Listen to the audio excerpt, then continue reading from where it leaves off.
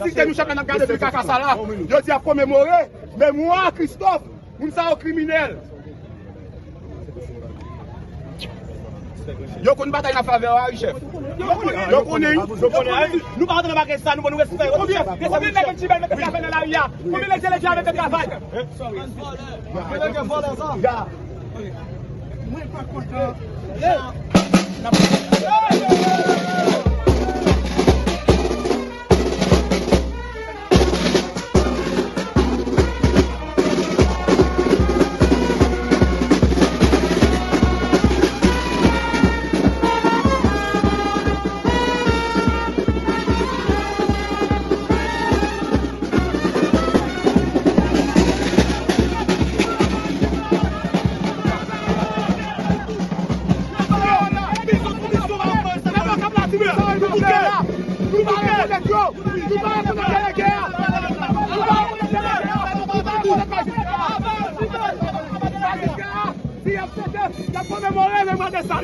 Même moi, Christophe, nous ne pouvons pas faire caca là.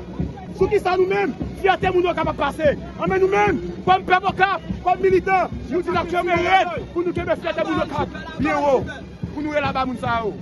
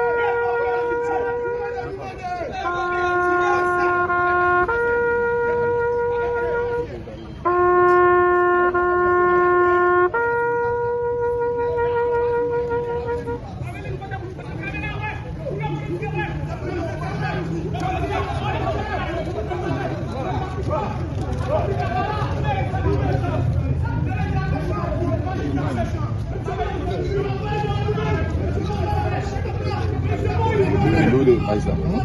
Camila.